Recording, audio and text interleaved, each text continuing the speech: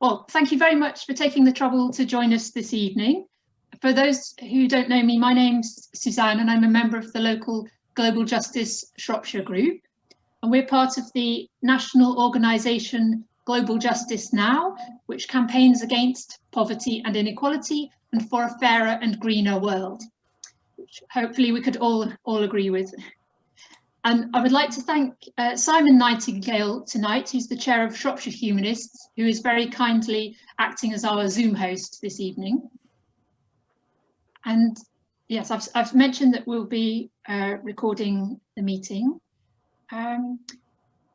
So I'm also delighted to welcome our speaker this evening, who's the Reverend John Nightingale. And you may see, hopefully you can see John somewhere on your screen with lots of books behind him. So John has had a very active career, which has included working on the Central Church of England staff, working in Africa and working as a vicar in the West Midlands. And he's as active, if not more active, in his retirement. He's heavily involved in social activism around international debt and climate change, including being part of the interfaith group Footsteps Faiths for a Low Carbon Future. John is also chair of Jubilee Debt Campaign Birmingham, which is a part of the UK organisation Jubilee Debt Campaign. And this, in turn, is part of a global movement which is demanding freedom from the slavery of unjust debt, as well as a new financial system which puts people first. So that's the introduction. Before I hand over to John, just to let you know how we're going to manage the questions. John's talk splits into 3 parts. We'll have a proper full question and answer session at the end, but John will pause at the end of each of the first 2 parts if there are any points of clarification or any burning questions that you want to raise at that stage. It would be great if you could put questions in the chat as and when, and if also if the chat's not so convenient, you can raise a hand or wave about, and I'll do my best to monitor the chat and maybe group questions together or call people forward to put them to John. So John, over to you.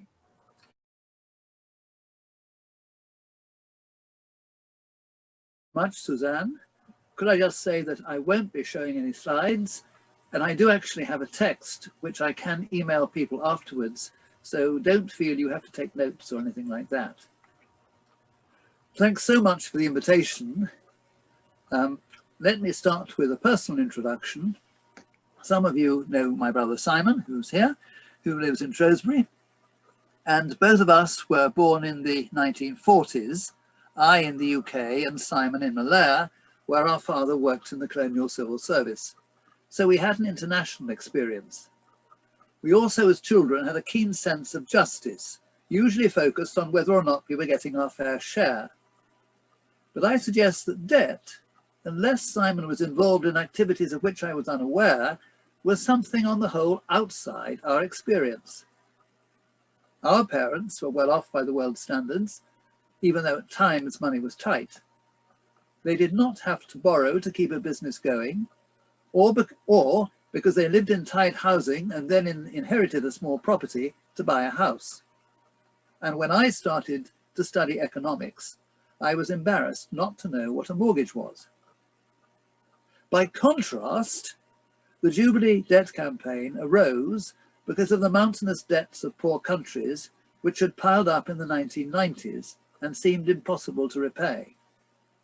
Many residents of Birmingham remember May the 22nd, 1998, when a human chain of 70,000 people came to Birmingham from all over the world to surround the leaders of the G8 and persuade them to cancel the unjust and unpayable debts of poor countries. Eventually, the amount of debt cancelled under this scheme amounted to $130 billion, which may seem a lot, but is only about a 20th of the income of the UK for a year. The revenue these governments then saved went into public service provision. In countries that had debts cancelled, Births attended by a skilled professional increased by about a third. Children completing primary school increased by half in the period concerned. But then by 2021, now 2 decades later, we read of poor countries being in dire straits again. And why has this happened? Who is responsible? Is there any way we can get rid of this chain of debt? I will put forward the view of Jubilee Debt Campaign, and I think Global Justice Now and others, that there is a way forward if only we have the intelligence, solidarity, and willpower to take it. Now, my talk will come in 3 sections. The first is debt in general, the second, international debt, and the third, achieving global justice. So, go back to basics. What is debt and what is it not? There's a lovely big book, but well worth reading, by the late David Graeber called Debt, the First 5,000 Years. It goes right back to prehistory. But in he tells at one stage a story, a true story, about an American nature writer called Ernest Thompson Seton, who had an odd bill presented to him on his 21st birthday. It was a record kept by his father of all the expenses connected with his childhood and youth, including the fee charged by the doctor for delivering him. The young Seton is said to have paid the bill, but he never spoke to his father again. That grim example shows there are limits to the claims of money. People feel it right to support their family, share with their friends, or die for their country. And as it says in the biblical Song of Solomon, if someone were to offer for love all the wealth in his house, it would be laughed to scorn. So debt in financial terms arises in relatively complex societies where people don't have such close bonds with one another and need to keep a tally of what they owe one another, like a tab in the bar. It's a way of recording the share of each in a common enterprise, be that in terms of their labour, resources, or skill. Now, when you have a common enterprise, I suppose there are 2 basic ways of dealing with it. You can either share ownership, you club together and buy a boat or a house or something like that, and then if things go wrong, everybody loses together, nobody owes anybody any money. And that actually is the Islamic way, very interestingly. People are not supposed to have interest or loans, but they can share. Excuse me, I just got to plug in the computer. Okay, right.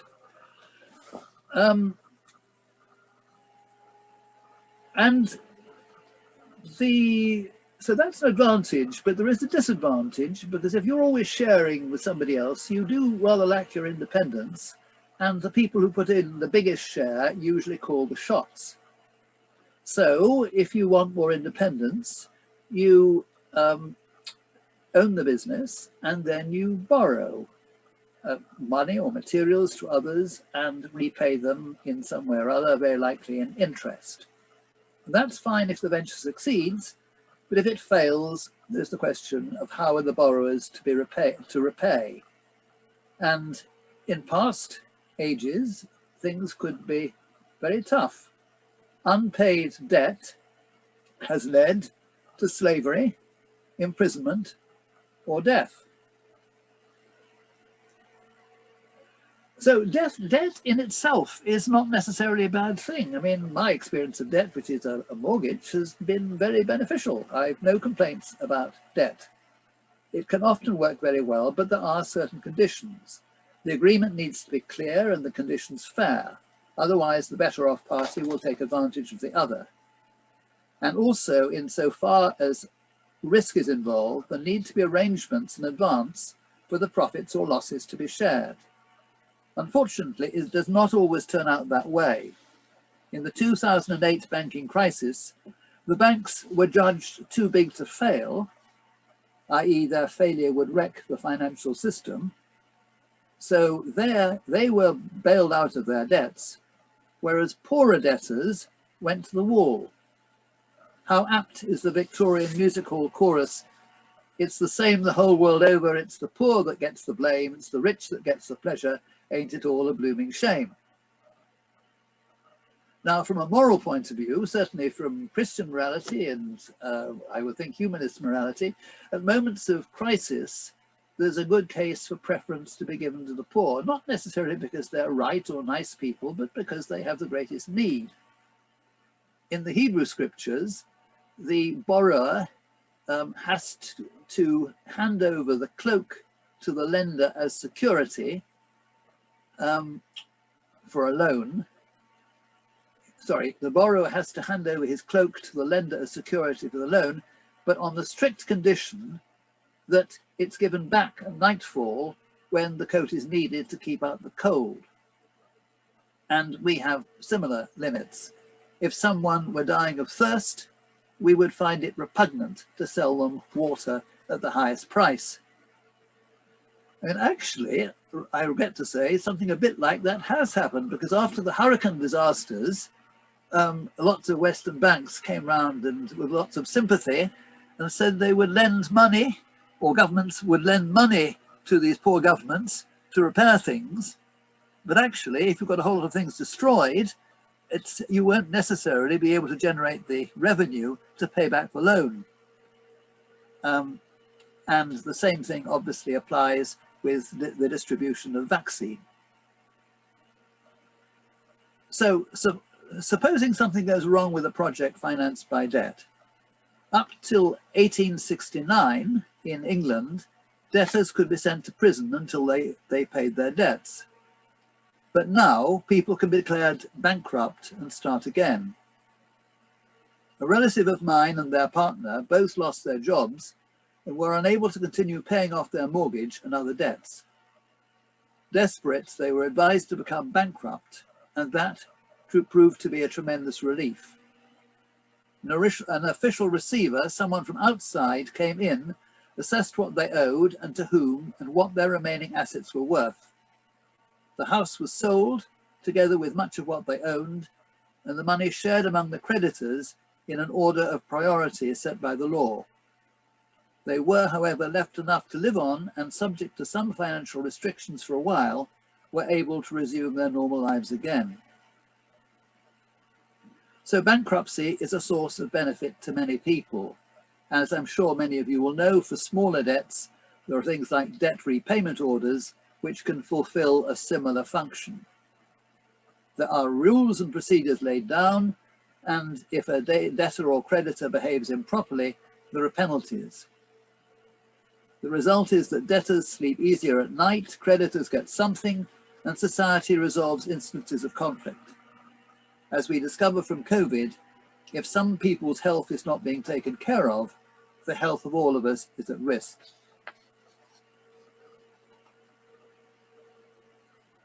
It's not just individuals that can be declared bankrupt, it's companies too. But it's a bit different in the case of sovereign national governments. If a country gets into severe debt with other countries, it has limited choices. It may continue to pay everything it owes and wreck its economy in the process. It may decide not to pay, in which case other countries may refuse to do business with it. Or it may attempt a one-off deal with its creditor countries by which the debts are reduced to what it can manage to pay and everything else is cancelled. In the short run, the IMF, the International Monetary Fund, may bail the country out to give it time to get a deal. And the IMF can sometimes negotiate packages, but often with very tough conditions. Deals are tricky to arrange.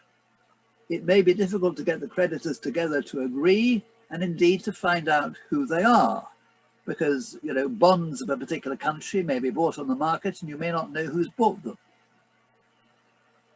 And there is always the danger that even if most creditor countries agree a new deal, some other creditors, often referred to as vulture funds, may come out of the woodwork take the debtor country to court and be awarded a large portion of the debt which other creditor countries had already foregone. So debt between countries is a tricky matter indeed. The UK courts have become particularly involved in such vulture fund cases because for historical reasons many international debt agreements have been made under English law, and so disputes about them have to be settled in English courts.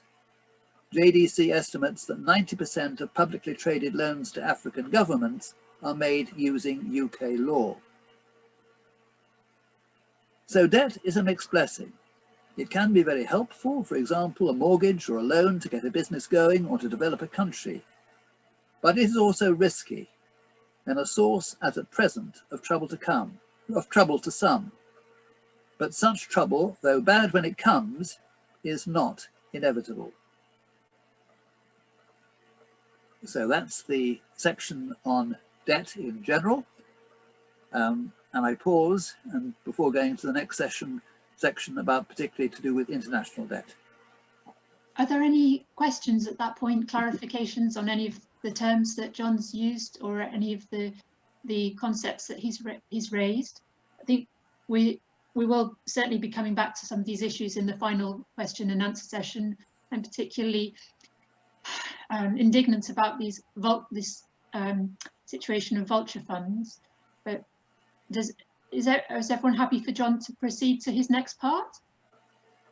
Yeah, go for it, John. Thank you. Right.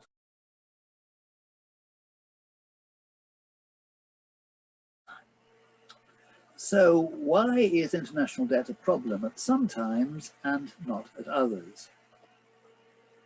One of the founders of Jubilee Debt Campaign, Bill Peters, had previously been British High Commissioner in Malawi at the time of political independence in the 1960s.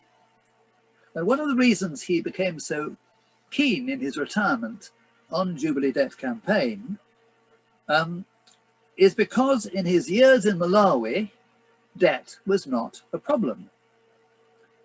And indeed, around that time, I was studying the economics of underdeveloped countries, as they then called it. And the other day, I took down from my bookshelf the key textbook of that time, which was called Economic Development Theory, History, Policy by Meyer and Baldwin. And I looked at the index at the back. There were lots of mention of savings, production, wages, technology, prices, money, labour, government, but not a single entry under debt. Why? Well, the countries coming into political independence, called underdeveloped in those days, started out with minimal obligations, rather like children leaving home. Similarly, expenses had been paid by their parents, their colonial government, and now, of course, the young nations had to pay it themselves.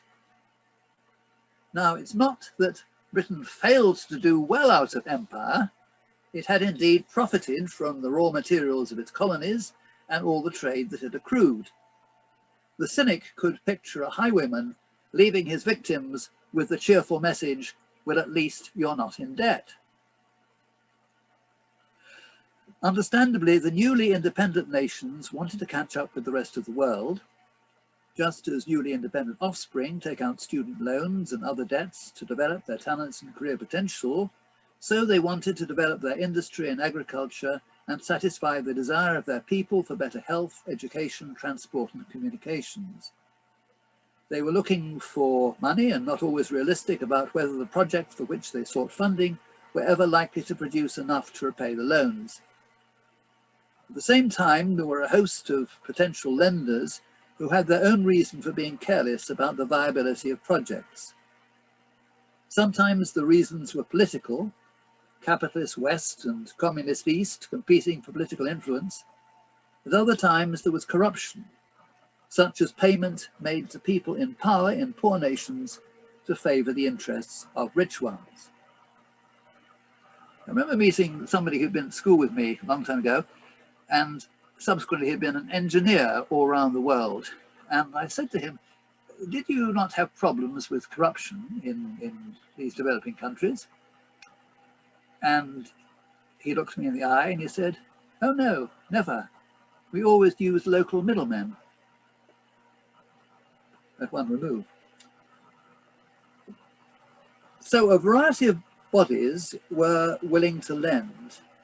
International organizations like the World Bank, other national governments, including at times previous colonial powers such as Britain and France, and banks and the general public who could buy bonds and shares on the stock exchange. And things went initially fairly carefully and fairly well.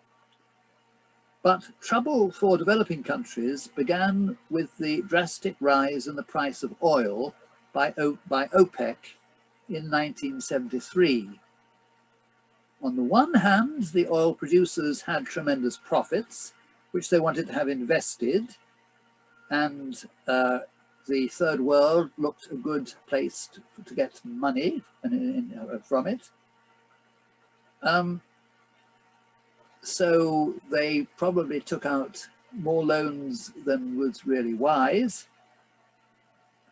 At the same time, they were suffering from the rise in oil prices, but their own products were not, the prices were not rising particularly, so they weren't making as much money as they would like. And then by the beginning of the 1980s, inflation was getting out of control in the lending nations, who raised their interest rates, and that got passed on to the borrowers. Because always with loans, it's a matter of how the interest rate is determined. Is the, as with a mortgage or something, is the rate fixed right at the start, or is it going to vary with the rise or fall interest rate generally? And is it going to be tied to the interest rate of the borrower's country, or more likely, the interest rates in the lender's country, or the currency value in the lender's country? And since the lenders have got the money, that's usually the way it happens. So this was the background to the buildup of debt in poor countries, which was tackled relatively successfully as far as it went around the millennium. The large debt cancellation of $130 billion, prompting for some years a virtuous development cycle. And so you may well ask, why did the debt of poor countries increase since then? Well, here we must insert a caveat. It's always naive to think that debt cancellations were ever going to be a permanent solution. And for one thing, the 130 billion cancelled was less than a quarter of the amount that JDC estimated necessary. But on the other hand, history has shown that over time, even with the best will in the world, there are bound to be losers as well as winners in an economic system, rather like in the game of Monopoly.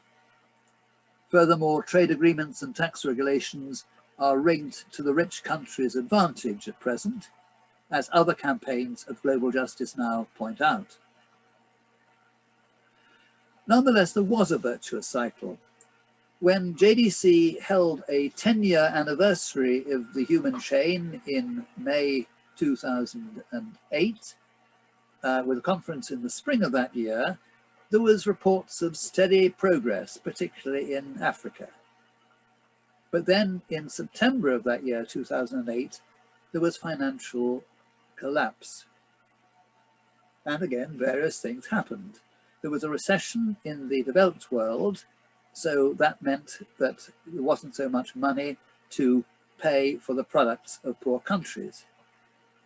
On the other hand, firms in rich countries were reluctant to invest money in their own rather failing economies, and the rate of interest was very low. So British banks were often tempted to look at the higher rate of interest offered by developing countries. And as ever, some loans were misguided, either because the risks were not carefully calculated or because interested parties were involved in corruption. Furthermore, there are two extra factors which affect poor countries more than rich ones. The first is climate change. Small islands and countries in the usually poorer tropical zones have been disproportionately affected by the climate disasters of hurricanes, flooding and drought.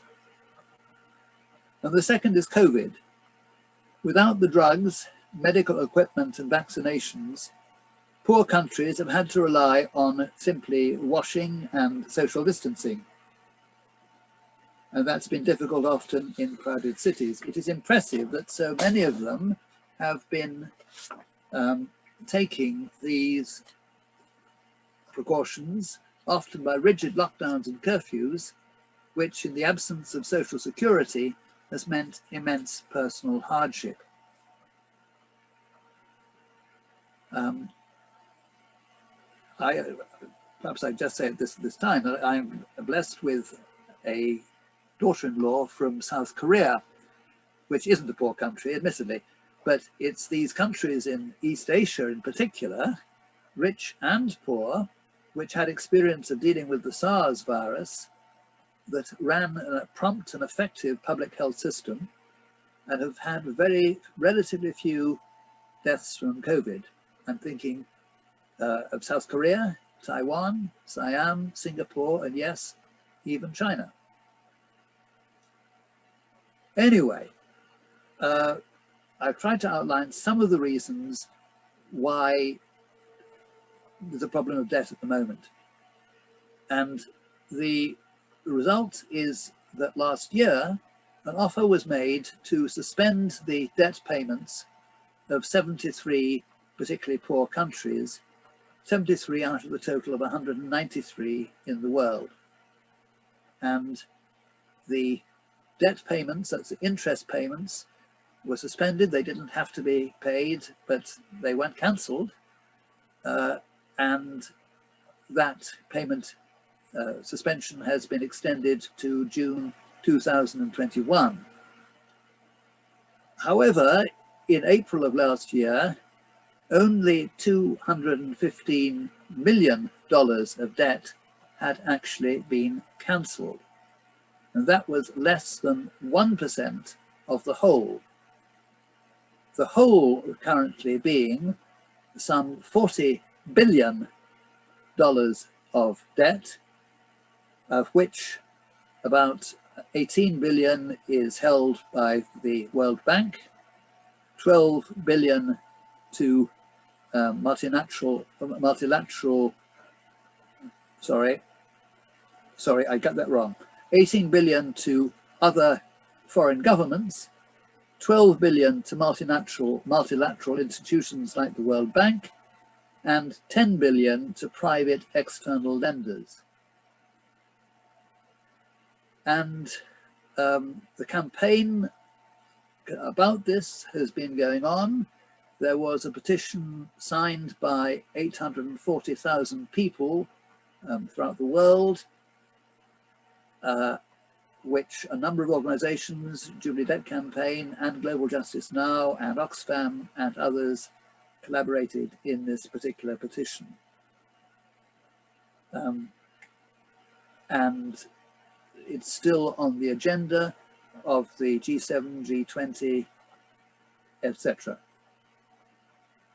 Now, the real problem, however, one of the reasons why things are lagging is because of private lenders, because there is always the potential danger of vulture funds. So we don't know precisely who these private lenders are. And the governments have been saying wise words and encouraging private lenders to be prepared to take part in negotiations, but not putting any sort of financial pressure on them or legal pressure on them to do so. Jubilee Debt Campaign is very shortly, I gather, to be launching with Global Justice Now a campaign aimed specifically at organizations known to be private creditors to the developing countries that are in this difficulty. And JDC and Global Justice Now supporters will be asked to write to some of the private lenders who have been particularly unhelpful in refusing requests for debt suspension. this should get going around the beginning of March this year. And the focus on private lenders is because they are one of the biggest blocks to achieving more overall debt cancellation and suspension. I mean, they haven't taken part in any of the talks so far. And nor have they taken part in some other very important talks about there being a common framework, because at last the richer nations and the multilateral organizations are saying that needs to be a common framework, a sort of international bankruptcy system, so that you don't have to deal with every specific crisis ad hoc, but there is a fair procedure there to adjudicate in those matters. And the debt owed to private lenders is overall about a third of the total there. Let me pause at that point. Of content there, and I think a lot of threads to pick up. I've personally got a question about the legacy of colonialism, but I think I'll post it in the chat for the end. Does anybody else want to pick up on any of those points, or ask about any of the terms that John's used, this this new framework that's being developed? Are there any clarifications at this point? David, you have your hand in the air. Do you want to unmute yourself? Yeah, only just at some stage at the end, a bit more about these vulture funds. I have heard of them before, I don't quite understand them, to be honest. Right, it's a term of abuse, and I suppose it covers two people, some who are relatively blameless, so people who just bought shares, or companies that have bought shares perfectly openly, and we know who they are. But sometimes they are people or companies who bought up debt on what's called the secondary debt market, because debt can be sold on, sometimes at very much reduced prices, and you can then get speculators who come in and buy up the debt in the hope that it will become more valuable subsequently. And what happened, it happened with Argentina a few years back, was that there was a debt settlement between a number of creditors, and this actually was under United States law, and then some vulture funds came out of the woodwork and went to a court in New York and took out an action, and the court in fact awarded them what they were asking for, which was a repayment of their loan with all the interest that they wanted, and that took a large portion of the debt relief that the other people negotiated. Now, when there was the successful scheme that Britain was involved in around the turn of the millennium, often called HIPC, the Highly Indebted Countries Initiative, then the part of the there was a law under which it which was brought in by the British government, that under this particular scheme, anyone taking part could only get a limited amount of interest. They could get the original amount back and a limited amount of interest, but not very much more. And under American bankruptcy law, there's quite a good provision that if there's a bankruptcy, then as long as 2/3 of the creditors agree about something, then the other third have to follow it. So there are legal provisions that can be brought in, but they have not yet been done. I don't know if that helps at all.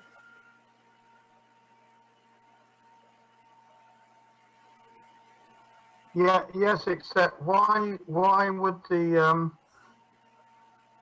why would a firm or a group of firms buy up this debt Why would it increase? Why would they think they could make a profit out of it? Because they could go to the courts and what they had bought at a much less than its original value, they will get the original value plus some more back and make a very great profit. So it's a speculation. Yeah. And John, is it right to say that countries' assets perhaps overseas could even be seized, or even in country could be seized to force repayment?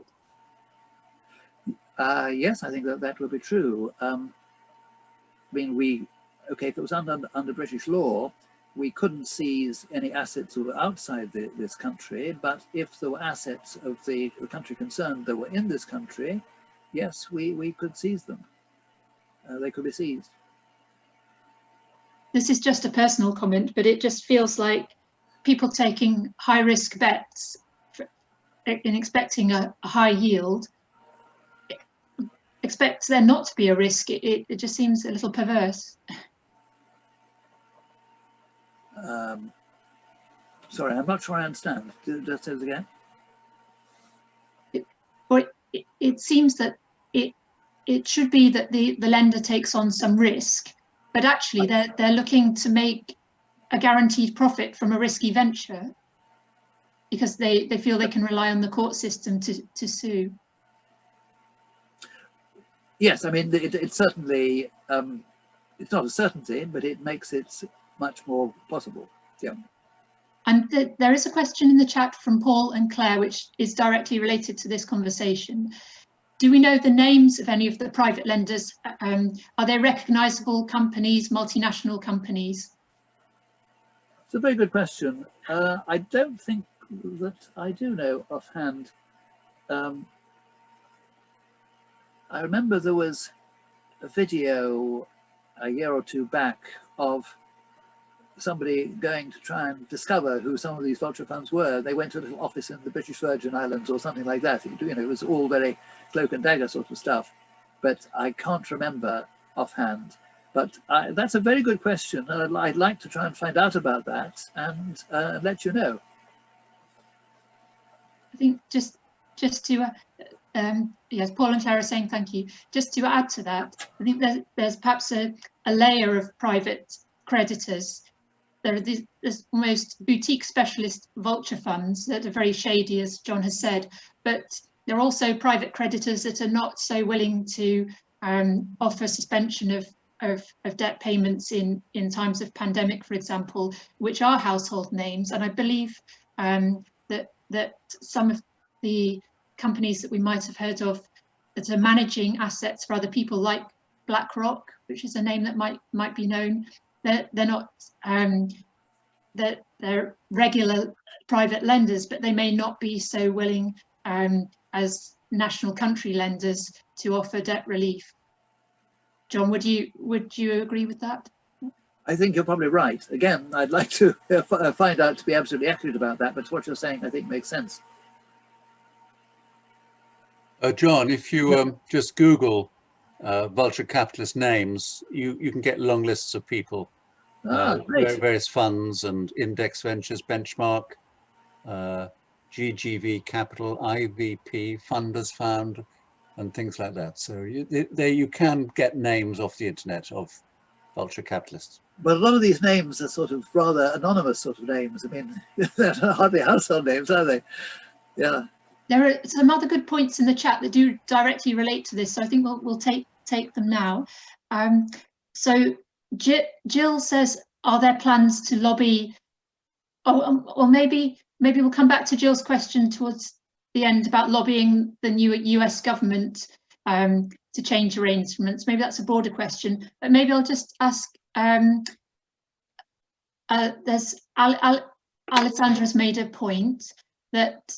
Alex, would you like to make your own point, or are you happy for me to read it out? Oh, yeah, I could say it if you like. I found your talk, super interesting, and you touched on this a lot. And your work is the work to counteract these things. So this is like the most important stuff.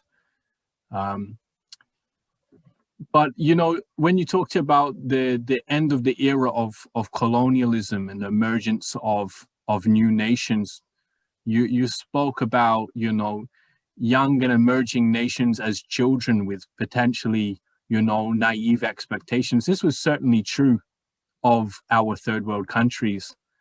But on the other side of maybe naive expectations were very cynical. And you mentioned the word cynical, but very cynical maneuvers from former colonial powers and from their organs, which is the world financial institutions, to engender the situations which would maintain debt traps for third world countries. This is basically becoming the definition of being a third world into the 60s and 1970s.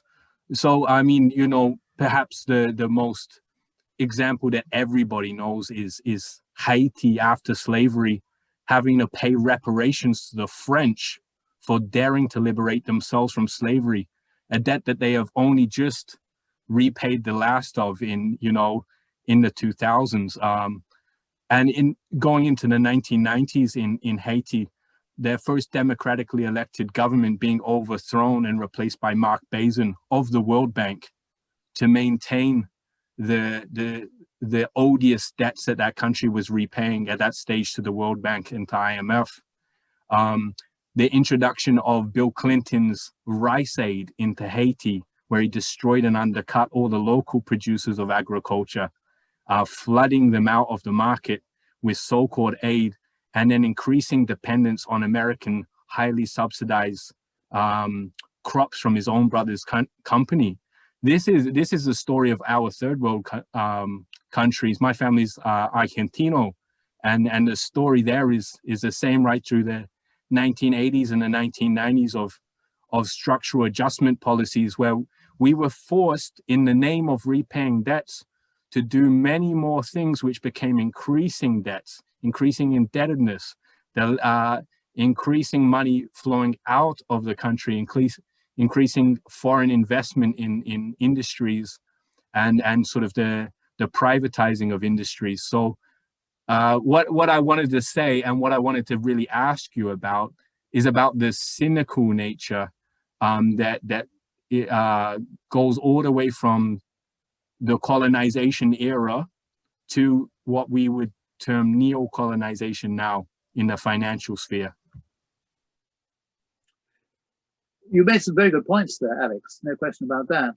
And yes, in particular, I really was thinking about Africa and to some degree Asia, and not sufficiently about Latin America. So your points are very true about that.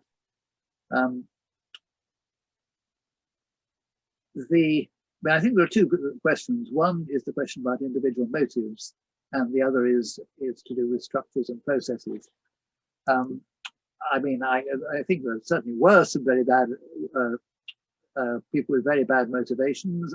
I think there were some people who were misguided, and some people actually who were relatively benevolent, but maybe you weren't always able to help. I want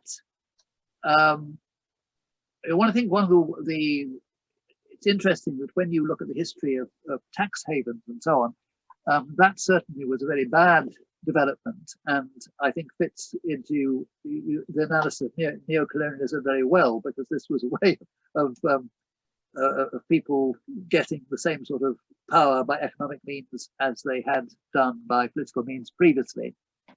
And also you mentioned the structural adjustment programs, which I didn't really deal with.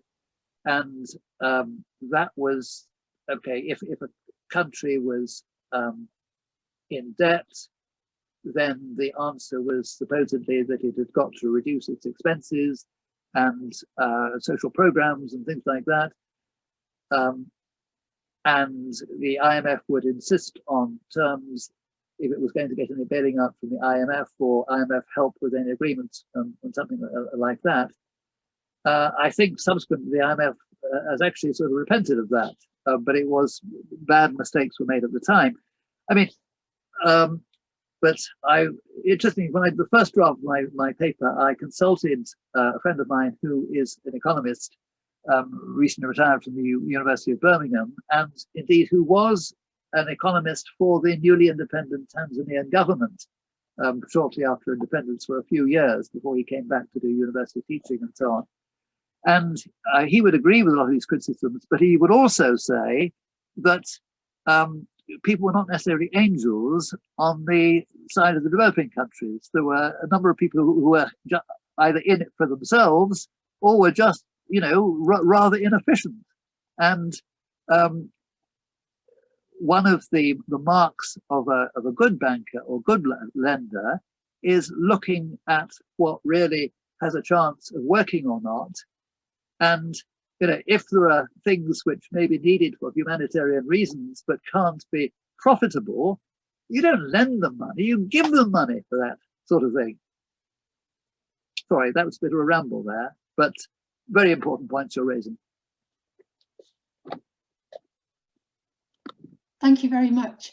John, I'm just keeping an eye on time. So would you like to give part 3, which hones in on solutions, and then I'm sure we can come back to some of these points at the end. And I haven't forgotten Jill's question in the chat about the new US regime.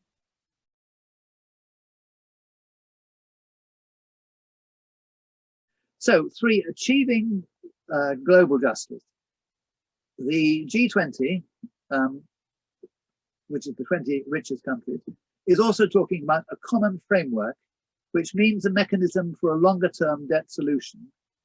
And that's likely to be of interest to all the 73 countries which are involved at the moment. The common framework will be on the table at the G20 in April, and debt will be negotiated at the G7 in July, and climate debt will also be a factor at the COP26 conference in Glasgow in November. So it's, you know, very important. Now, a common framework has been attempted before. In September, I mean, it's not much known about in Britain, but it's actually very important. In September 2015, the General Assembly of the United Nations approved basic principles on sovereign debt restructuring processes.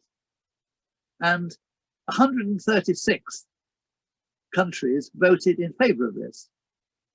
41 abstained, and 6 voted against, one of which was the UK. And as the big 6 were some of the principal lenders, unsurprisingly, no further action has been taken. Now, when I've looked at the recommendations of the United Nations at that time, and I'm now going to summarize under 4 headings what I think some of the key issues involved in the common framework are.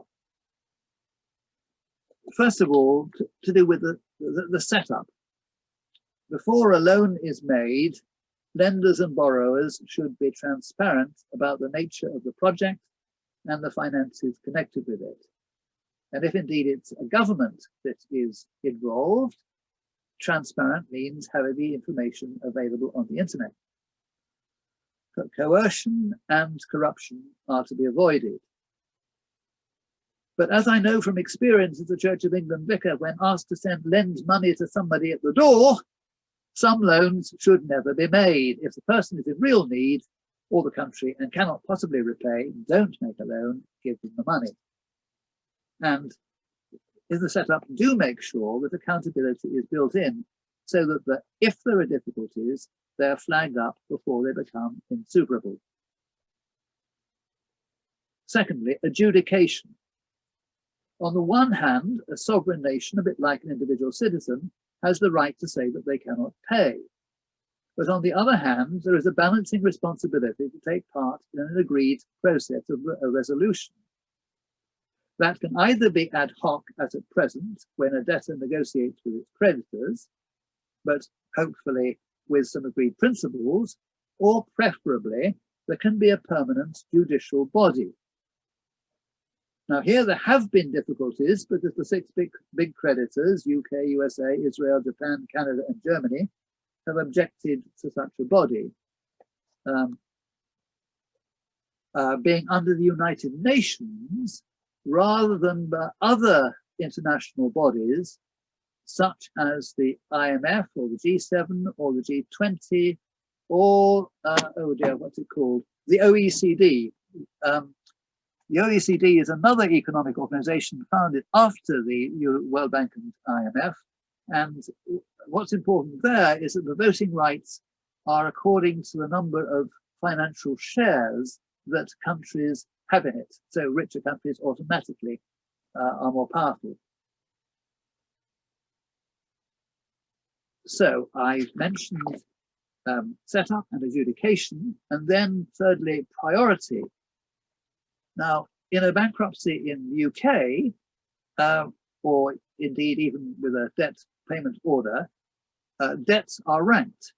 First of all, some debts may be excluded. Debts that are odious, that are illegal or morally repugnant, are just put to one side, not dealt with. Otherwise, there may be debts that have a certain priority. And obviously debts where there has been demonstrable corruption from either or both parties are regarded as odious. Then unless there is an order of precedence previously specified by agreement, all creditors have to be treated equally and the interest of all relevant parties taken into account. Finally, the repayment of the debts must not be at a level that impoverishes the citizens or abuses their human rights. And it's important that these decisions are made by adjudicators independent of the particular debtor or creditor parties involved. And finally, enforcement. Once through the judicial authorities an agreement has been made between the sovereign debtor and the majority of creditors with a maximum of 2/3, then it should be no longer possible for other creditors to go to court anywhere in the world in separate court cases.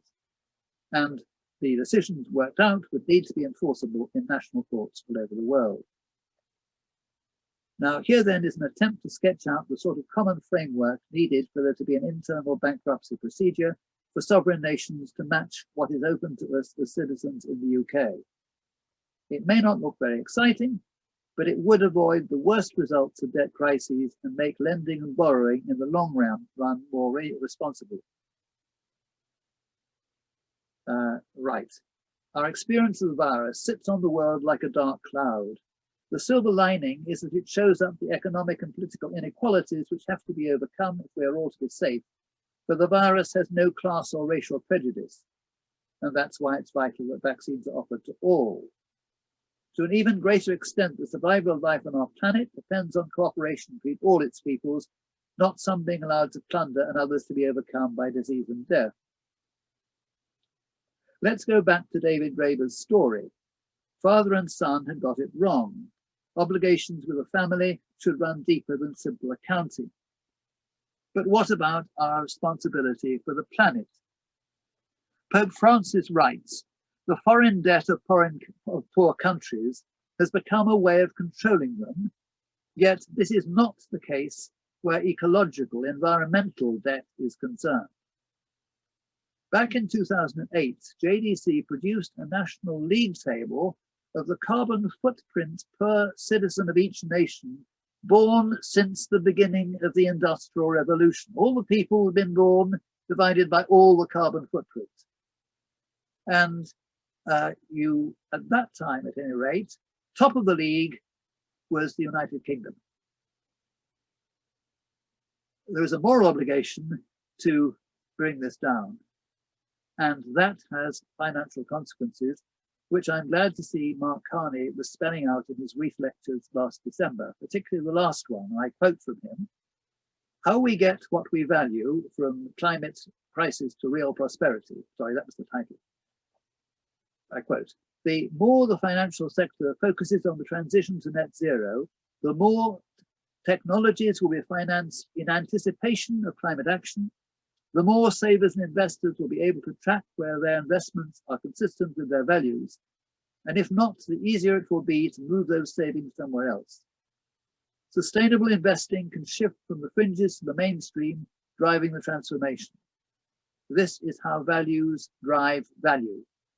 And that's why our objective for Glasgow next year is to put in place the foundation so that every financial decision takes climate change into account. A financial system in which climate change is as much a determinant of companies' value as changes in credit worthiness or interest rates or technology, so that value reflects values. And so that I end with. Thank you very much, John. If you wish to unmute and clap or just wave in the background.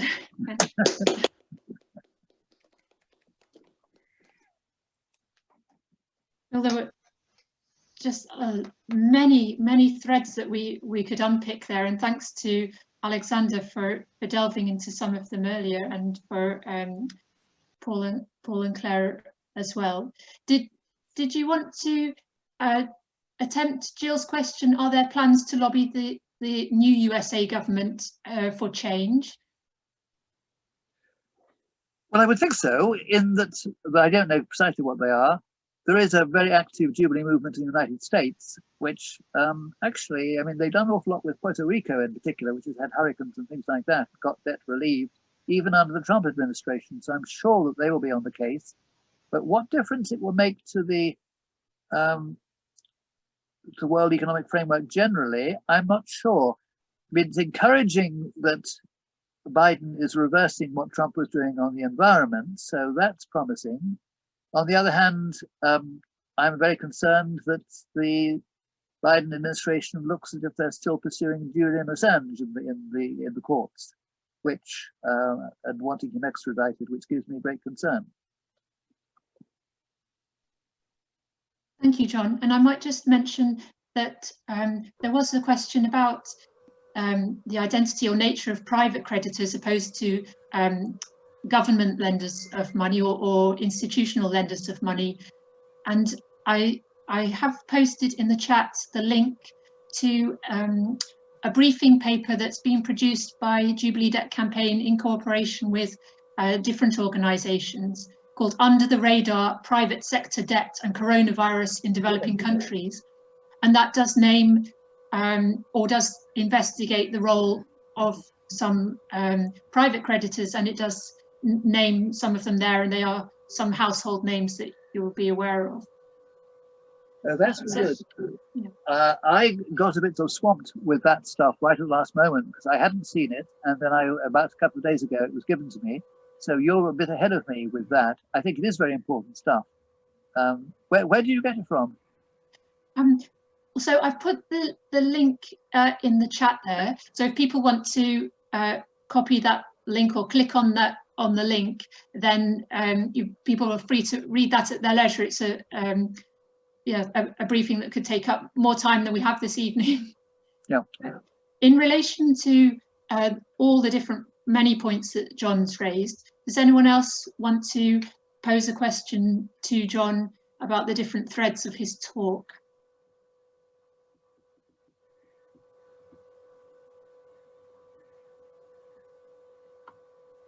Stunned silence.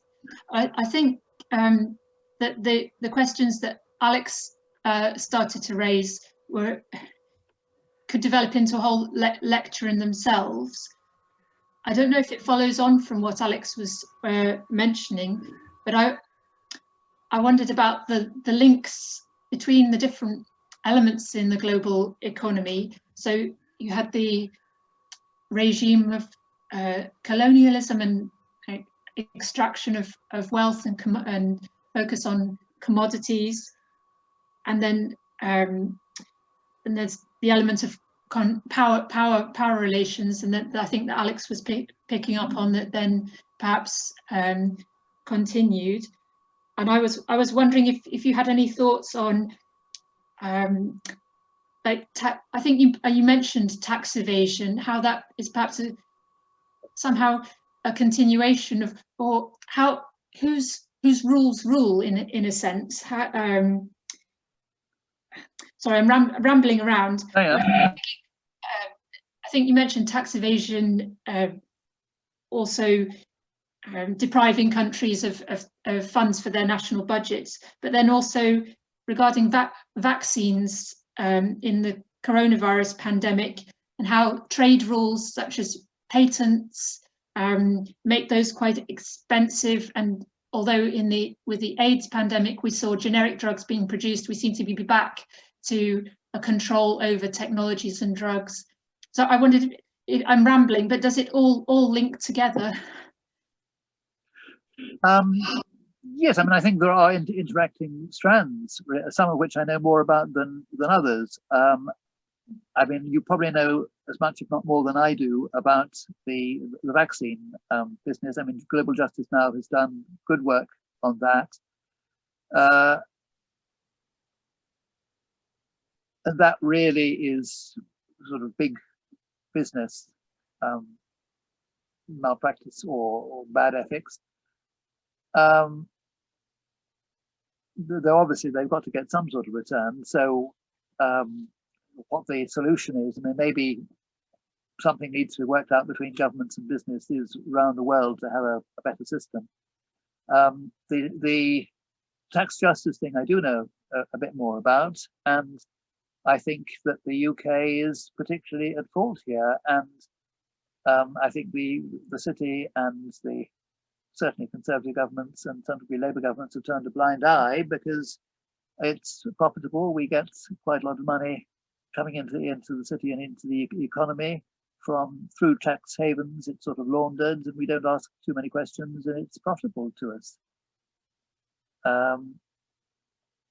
Again, we could do all sorts of things are said that change is going to be made, but it's very slow in coming. One can go more. I know a little bit about this. I don't know how deep you want to go tonight on the whole question of tax justice.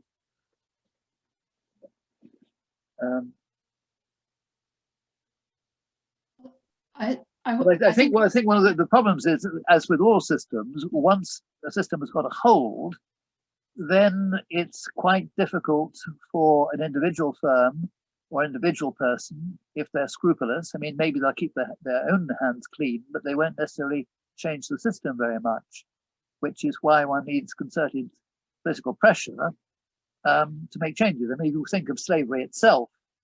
You know, there are lots of people who are unhappy about slavery, but well, you know, if you're an African chief and you're unhappy, but your person down the river gets the guns and does it, you can't stand up against them very much. It needs a concerted movement to actually get a change. Alex, did you want to pick up some more of the points that you'd raised in the chat earlier?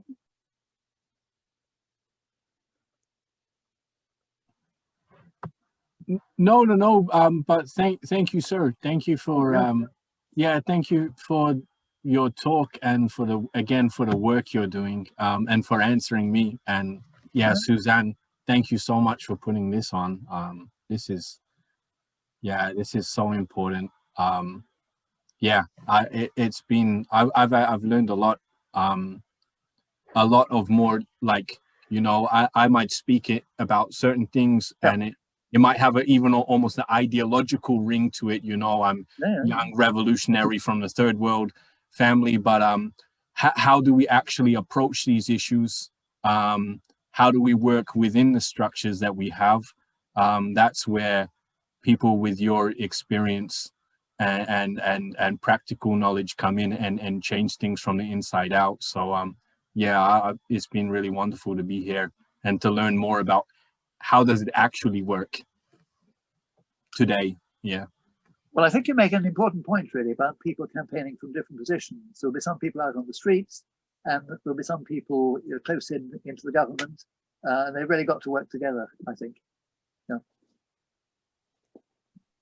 And John, how hopeful are you that in the current climate, that this work around creating this common framework at the level of the G20 countries to find some of the solutions that you've alluded to, how hopeful are you that that can happen, and how can we contribute to that happening? Well, I think there's a real chance, because there is an admission that there is a problem. You know, I mean, COVID is very obvious, climate change is very obvious, and the international bodies have said that something needs to be done. It's not as if there's climate change. It's not like climate change denial, particularly. And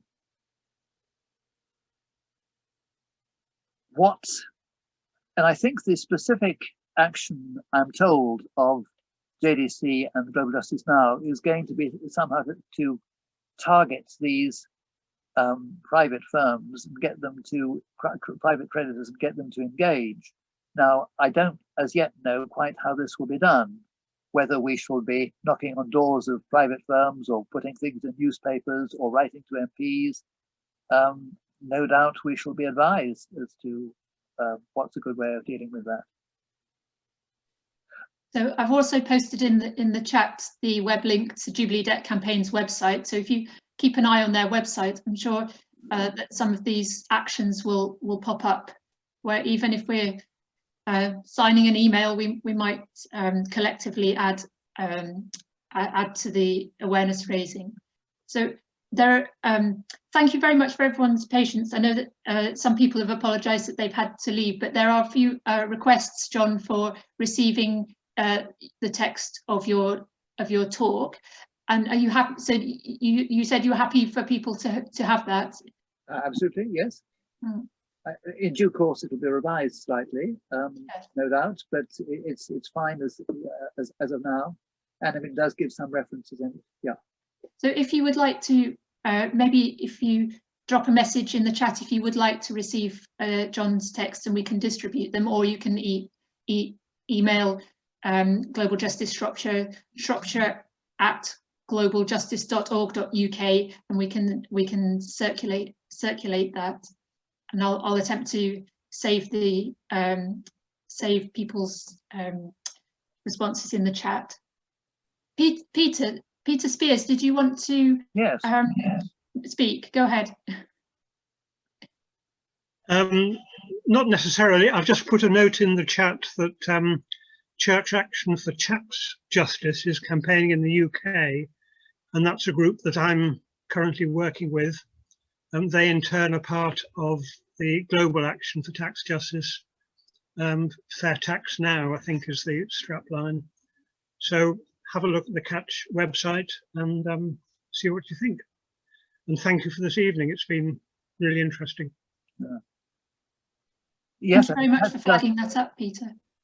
There's some very good stuff with Tax Justice Now, and one of the things that they point out, it's not simply a matter of tax havens and all sorts of shady practices, but even the perfectly ordinary legal system is very unfair.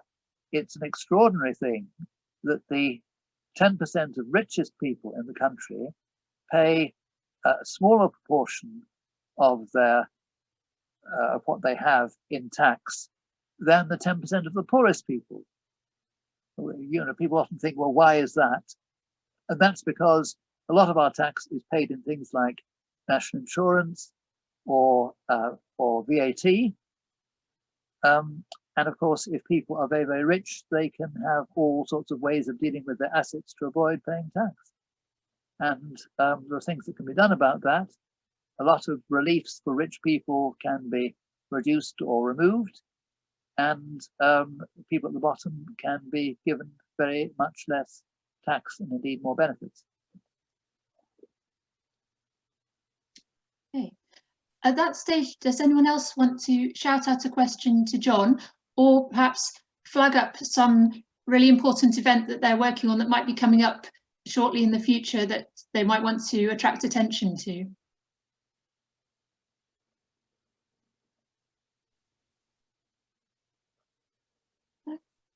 So at that stage then, do you all feel that you're ready for a hot cocoa? Should we say thank you to John and end the meeting? I don't think, I still haven't quite got the Zoom etiquettes, but if everyone's happy to just give a wave and thanks to John, and we can hopefully take forward some actions or carry on raising awareness in our own ways. Thank you very much. Thank you. And thanks to Thanks, Sue, for letting us know up in Chester about this event. Well, thank you very much for taking the trouble to come. It's been lovely to see so many different faces. Well done, Big Brother. Thank you. You're a star. Well.